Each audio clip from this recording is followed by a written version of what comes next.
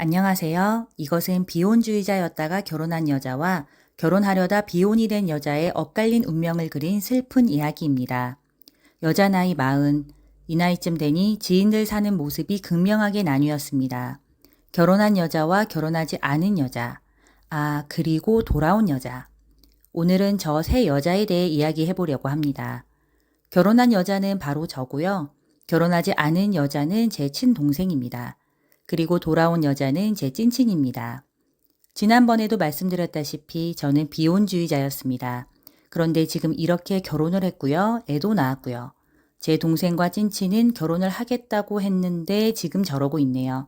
이게 무슨 운명의 장난인지. 30대 초반 제 친구가 먼저 결혼을 했습니다. 그리고 그때부터 매일매일 울면서 저에게 전화했습니다. 저도 처음에는 그녀를 위로했지만 몇 달이 지나자 앞으로 전화하고 싶으면 이혼하고 전화하라고 했습니다. 친구는 도와달라고 했고 저는 다음날 가서 친구를 차에 실어왔습니다. 다행히 제 친구는 아이도 없고 혼인신고도 하지 않았기 때문에 그렇게 결혼 생활을 빠르게 끝낼 수 있었습니다. 이 결혼의 문제는 시댁 문제도 아이 문제도 아닌 오직 남편이 문제였는데요. 결혼 당시 핸드폰 가게를 하던 남자는 갑자기 국가 정책으로 큰 위기를 맞았고 수입이 변변찮은 남편을 제 친구가 월 3, 400씩 몸으로 벌면서 먹여 살렸습니다.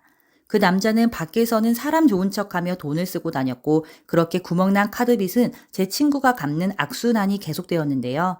그런데 그 자식은 고마워하기는커녕 제 친구 보고 살림을 어떻게 하길래 매번 돈이 없냐며 가계부를 쓰라고 시키고 검사했습니다.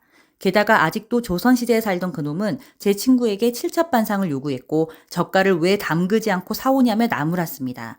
여기서 끝이 아닙니다. 양심이라고는 눈꼽만치도 없어 음주 가무까지 즐겼는데 반문화에서 원나잇 안 한 남자는 자기밖에 없을 거라며 이런 남자가 어딨냐는 궤변을 늘어놓았습니다. 더 많은 어처구니 없는 사건들이 많지만 분량상 여기까지만 하겠습니다. 당시 친구는 38kg까지 살이 빠져 아마 이혼하지 않았으면 지금쯤 이 세상 사람이 아니었을 수도 있습니다. 그녀는 결혼 생활 중 하루라도 행복했다면 그날 혼인신고를 했을 텐데 그 하루가 없어서 정말 다행이었다고 합니다. 저는 그렇게 친구의 이혼을 부추겨 놓고 그 다음에 결혼했고요. 친구는 절 보고 배신자라며 또 울었습니다. 저는 착한 남편과 좋은 시댁을 만나 결혼을 제법 잘했다는 편에 속하는데요. 당시 저는 결혼이 너무 좋아서 결혼을 늦게 한 것을 오히려 후회했고 비혼 홍보대사에서 결혼 홍보대사로 바로 바뀌었습니다. 그러나 행복은 오래가지 않았습니다. 제 인생은 임신과 동시에 미친 입덧으로 삶은 천국에서 지옥으로 변했고 출산 후 겪게 된 육아는 지금까지 경험과는 비교할 수 없는 어나더 레벨 그 이상 최고치 고통이었습니다. 몇 달, 아니 몇 년째 이어지는 수면장애와 섭식장애에 제 인생은 피폐해졌고 몰골도 많이 흉측해졌습니다. 비할 수 없겠지만 암투병 하시는 분들이 이렇게 힘들까 하는 생각도 들었습니다. 특히 그때 빠진 머리카락이 아직도 자라지 않아 바람이 불 때마다 제 두피는 참 부끄럽답니다. 그 사이 38kg이던 친구는 살이 올라 예쁜 여자 사람이 되었고 새로운 사랑도 몇 번 거쳐갔습니다. 친구와 저의 사례만 보아도 결혼은 여자에게 해로운 것이 틀림없습니다.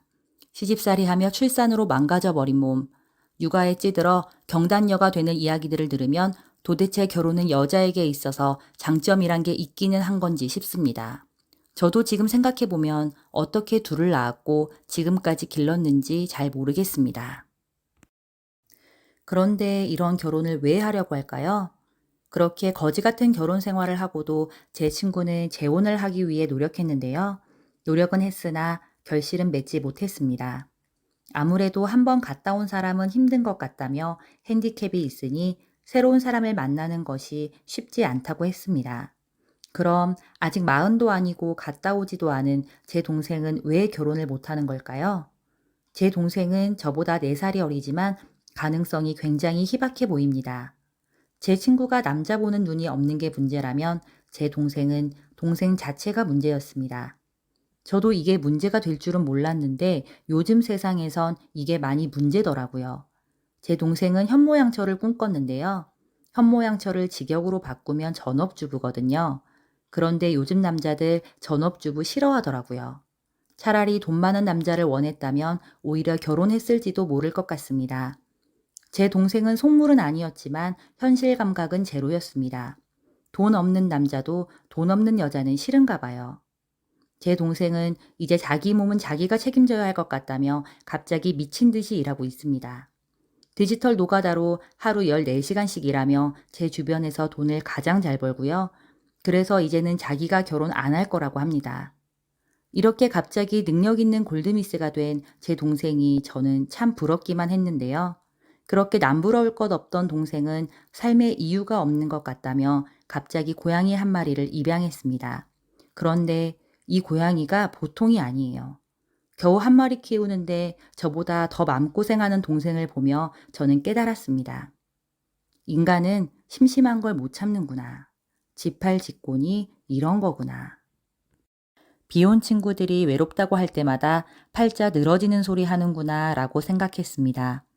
그때마다 저는 외롭다는 말이 쏙 들어가게 육아가 얼마나 괴로운지 일장연설을 했었는데요.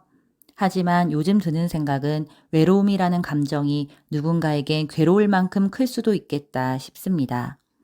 저도 아직 40년밖에 안 살아봐서 인생에 대해 잘 모르겠습니다만 결혼하면 타인은 지옥인 만큼 다시 타인 때문에 행복해지기도 하고 비혼이라면 외로운 만큼 편안할 수 있는 것 같습니다. 대신 선택은 자신의 몫일 뿐.